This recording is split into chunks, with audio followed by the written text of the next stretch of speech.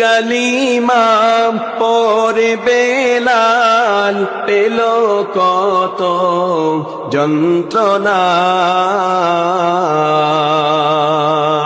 এই কালিমা পরে হুসাইন শহীদ হলেন কারবালায়। জান চলে যাক প্রাণ চলে যাক তবুও জবানে ইল্লাল্লাহ লা ইলাহা লা ইলাহা ইল্লাল্লাহ লা ইলাহা ইল্লাল্লাহ লা ইলাহা ইল্লাল্লাহ লা ইলাহা লা ইলাহা ইল্লাল্লাহু মুহাম্মাদুর রাসূলুল্লাহ। সবাই পড়ি সাল্লাল্লাহু আলাইহি ওয়াসাল্লাম। আনাকা লা ফাহমা লানা ইল্লা মা ফাহামতানা ইন্নাকা আনতাল জাওয়াদুল কারীম। আলহামদুলিল্লাহ, মহান রব্বুল আলামিনের দরবারে অসংখ্য অগণিত শুকর এবং সুজুদ যে মহান রব্বুল আলামিন ঈদুল আজহা পরবর্তী জুমায় সমবেত হওয়ার তৌফিক দান করেছেন, কিছু কথা বলা এবং শোনার তৌফিক দিয়েছেন। এই জন্য সকলে দিল থেকে শুকরিয়া আদায় করে বলি আলহামদুলিল্লাহ। আরো একবার শুকরিয়া আদায় করি মহান মনিবের দরবারে, যে মহান মনিব আমাদেরকে সুস্থতার মতো বড় নিয়ামত দিয়েছেন। এই জন্য এই রবের দেওয়া সুস্থ জবান দিয়ে আকাশ বাতাস মুখরিত করে অন্তরের অন্তঃস্থল থেকে দিল প্রাণ উজাড় করে আবারও একবার বলছি আলহামদুলিল্লাহ। সম্মানিত হাজিরিন, আমাদের কাছ থেকে আরো একটি ঈদুল আজহা আমাদের জীবন থেকে চলে গেল। চলে যাওয়া মানে শুধু আনন্দ ভোগ করলাম, শুধু এটাই নয়, চলে যাওয়া আমাদেরকে মেসেজও দেয় যে তুমিও কবরের অনেক কাছাকাছি চলে যাচ্ছ, তোমার জীবন থেকে একটি বছর অতিবাহিত হয়ে গিয়েছে, তার মানে তুমি কবরের এক বছর কাছে চলে গিয়েছ। এটাও চিন্তা করতে হবে যে এক বৎসর, গত বৎসর আমাদের সাথে কত মানুষ ছিল, ঈদ করেছে, গোশত খেয়েছে, একসাথে চায়ের দোকানে আড্ডা দিয়েছে। মা বোনদের মধ্যেও অনেকে ইন্তেকাল করে দুনিয়ার বুক থেকে চলে গেছে। আমি আপনি আগামী ঈদ পাবো কিনা কোনো নিশ্চয়তা নাই। এজন্য এই এক বছরের হিসাব করা যে আমি এক বছর কি করতে পারলাম, এই এক বছর আমি আমল কতটুকু করলাম, এক বছরে গত বছরের তুলনায় আমার আমলের মধ্যে কতটুকু উন্নতি হয়েছে, এগুলা হিসাব করার জন্যই একের পর এক দিন আমাদের কাছ থেকে চলে যাচ্ছে। আপনি যদি হিসাব করতে পারেন তাহলে আপনার জন্য কবর জগৎ আপনার জন্য অনেক উজ্জ্বল হবে। আর যদি গাফেলের মতো চলতে থাকেন, গাফেলের মতো যদি চলতে থাকেন তাহলে দেখবেন আপনার দুনিয়াও বরবাদ হয়ে যাবে, আখিরাতও বরবাদ হয়ে যাবে। এজন্য হিসাব নিকাশ করে করে সামনে অগ্রসর হওয়া। মুমিনের কাজ তো এটাই, যে হিসেব করে করে সামনে অগ্রসর হওয়া, তাহলেই মুমিন সফল কাম হতে পারবে।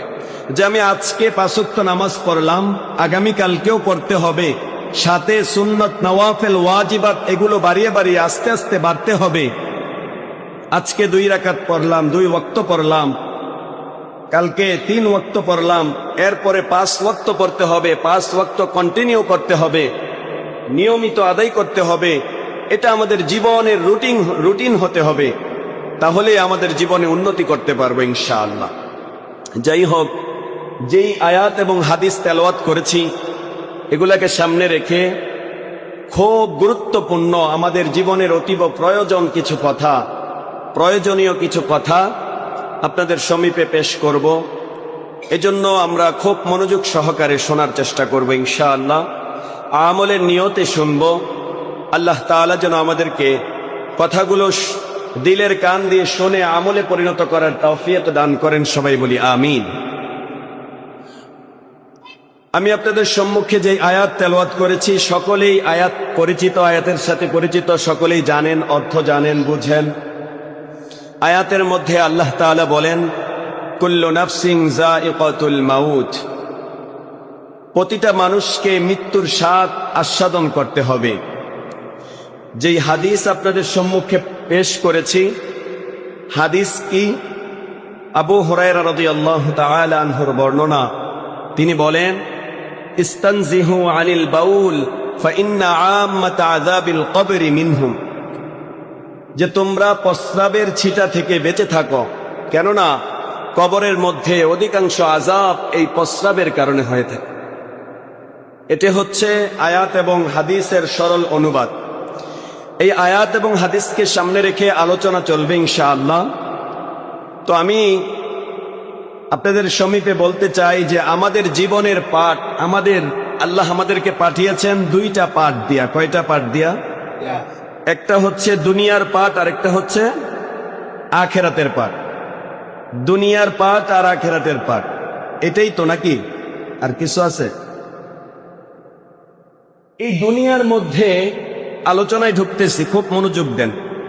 দুনিয়ার মধ্যে আবার আমাদের দুনিয়ার জীবনটা আবার কয়েক ভাগে বিভক্ত, প্রধানত 3 ভাগে বিভক্ত। কয় ভাগে?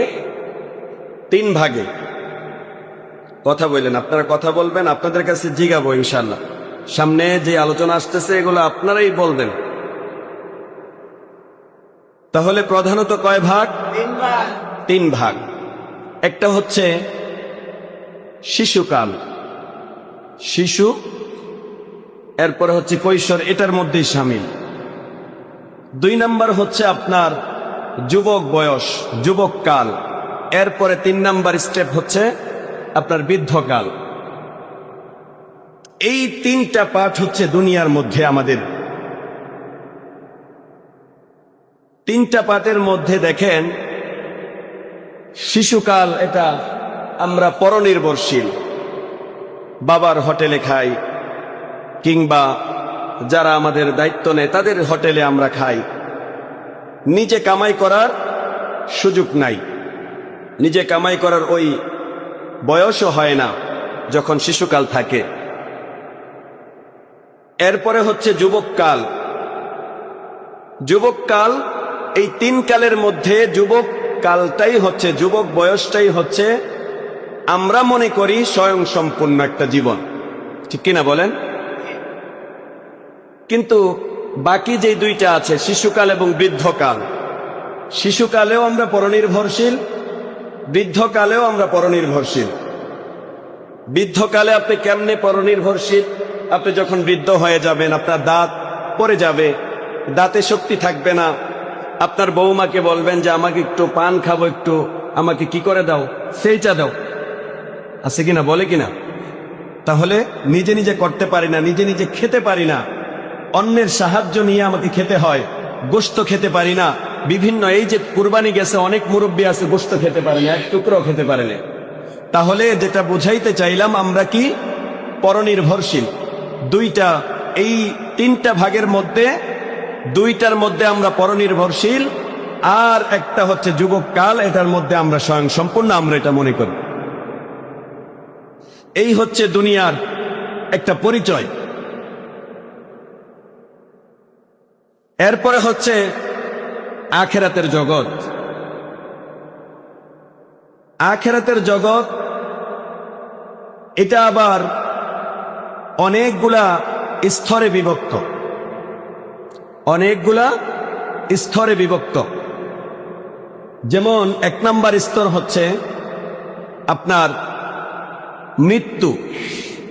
মৃত্যুবরণ করার পর থেকেই কিন্তু